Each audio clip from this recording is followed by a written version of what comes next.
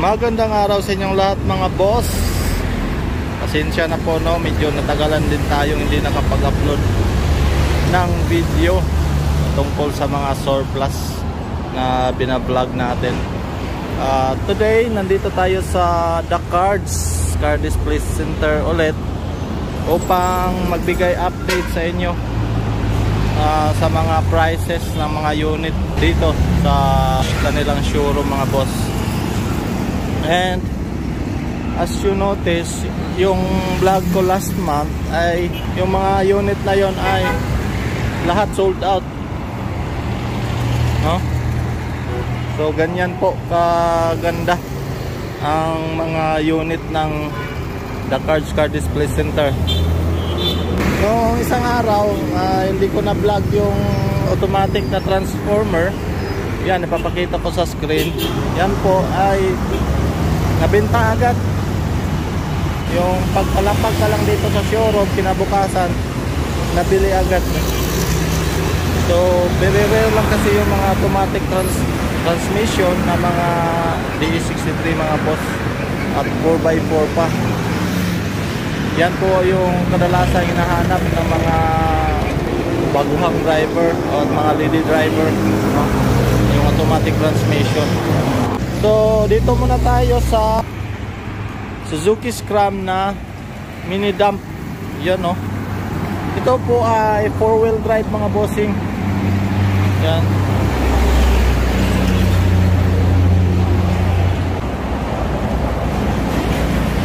Wala pang 1 cubic meter yung capacity nito, no?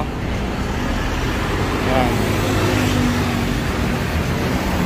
So ito po yung kanyang hydraulic cylinder, ewan ko kung tawag dyan. Yan. Yung kanyang chassis mga boss, napakaganda ba naman, sariwa pa.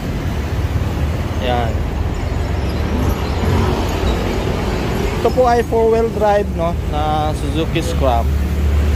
Round eye pa siya, hindi siya cut eye. Yan. Ito po yung kanyang button ng dump, up and down. Yan. So sa kanyang interior mga boss, same setup pa rin naman. Ito yung kanyang mayroon siyang 2 high and 4 high. 5-speed manual transmission. Napakaganda nito mga boss para sa mga nagsisimula pa lang ng business. Halimbawa yung mga business na sun and gravel. Yan. Napaka-useful na nito para sa mga baguhan pa lang sa negosyo. Yan. This is 230,000 pesos only yung price. So ngayon ay nag-iisang DE63 P model na lang yung natira dito. Yan po yung kulay pula na mamaya papakita ko sa inyo. Dito muna tayo mga boss sa Suzuki Scram 4x4 pickup. As you notice, wala pang mga accessories kasi bagong dating pa lang ito. Yan yung may sticker pa yung kanyang gulong. Brand new po ang gulong nito mga boss. Yan, at saka mags. Ang size po ng gulong ay 175 by 70 R13. Yan. Of course, mayroon din silang brand new na battery. So wala pa ditong upuan, lalagyan pa to mga bossing. At saka yung canopy niya, may ano pa to, mayroon pa itong trapal dito. So ganun pa rin mga boss, same setup. This is non-aircon and 4x4 manual transmission, 5-speed, carburetor type pa ito mga bossing. Pero ito yung kadalasan binibili ng mga nasa probinsya na naghahanap ng mga pickup truck. So lalagyan pa ito ng bumper dito. At saka mga side step board, mud guard, at saka bumper dito sa step board dito sa likod. Yan. Yung capacity nito mga boss is 500 to 700 kilogram, pero kaya niya naman up to 1 ton. Pero magdedepende pa rin yan sa sit up ng kanyang suspension. Ito po ay naka-lift up na ng 6 inches dito sa likod, and I think nasa 2 to 3 inches sa harapan. Yan. Ang price naman nito mga bossing ay 235,000 pesos.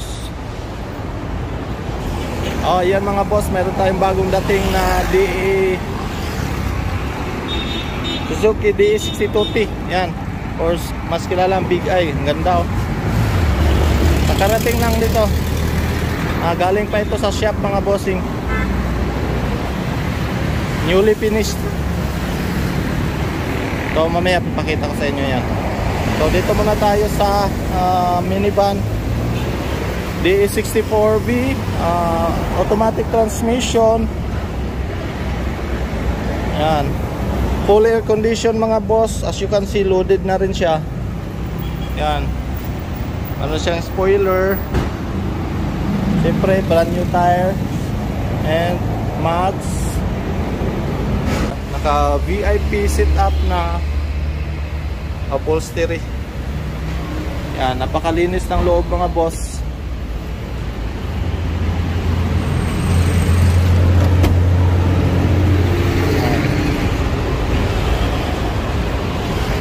Yan. So, automatic transmission. Siyempre full air condition na rin. Ganda nito pang pamilya mga bossing. Mayroon na siyang extension seat sa likod para makakasya yung mga bata dyan.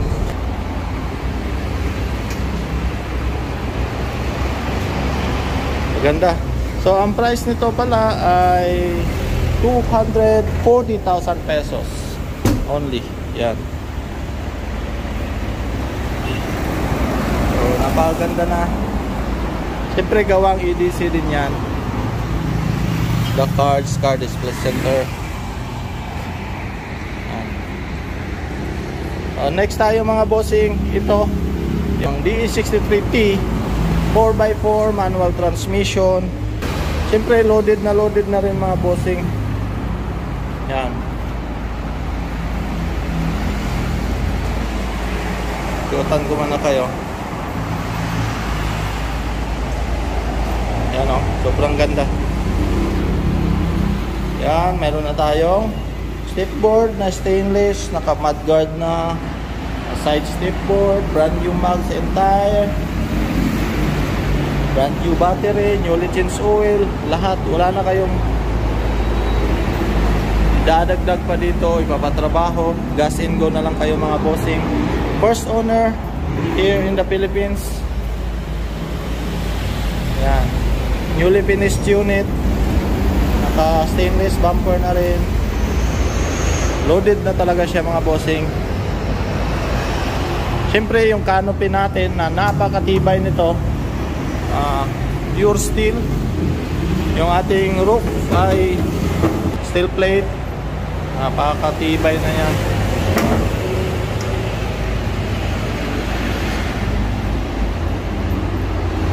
Saka yung malaki yung capacity niya sa cargo kaysa doon sa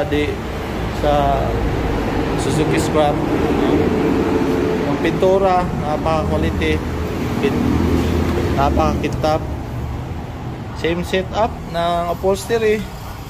This is full air condition mga boss, 4x4 manual transmission, 5-speed. Ito yung kanyang 4-wheel drive lever. Yan. Ang lamig ng aircon nito mga boss kasi bagong-bago pa.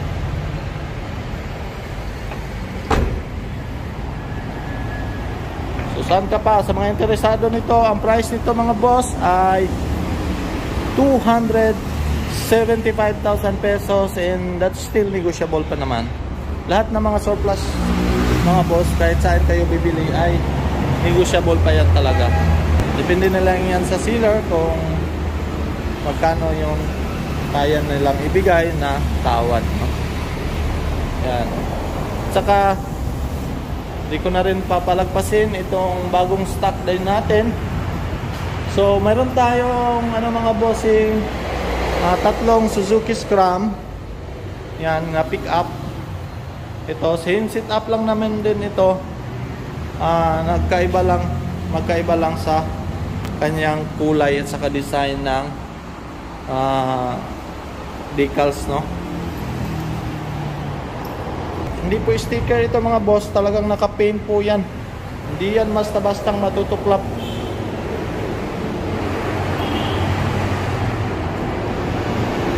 Yan, ganda nito. This is available 235,000 pesos. Itong tatlong Suzuki Scram. Hindi ko na papakita yung loob kasi same lang naman ng sit up lahat yung kanyang interior. So yun, mga bossing, 235,000 pesos. Sa ngayon, yung DA63T natin, ito lang ang nag-iisang available pa kasi under yung ibang unit ay hindi pa natapos, no? Meron tayong bagong dating na DA62T or mas kilala sa tawag na Suzuki Big I, no? Pick up pa rin ito, mga boss. Naka Japan mags. Yan. Ganda yung kanyang mags, oh. This is 4x4 pa rin, air condition. So bagong-bago pa lang ito. Yan, wala pang nalagyan pa ito ng mga bossing, side step board na stainless, mudguard. Nalagyan na pala ng mga upuan dito, yung kanyang canopy. Lalagyan pa ito ng bumper, step board sa tabak.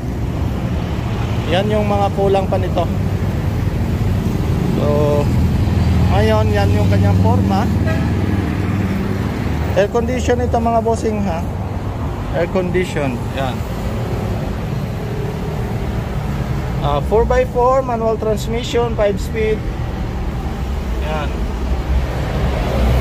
Power steering. Of course, power steering siya.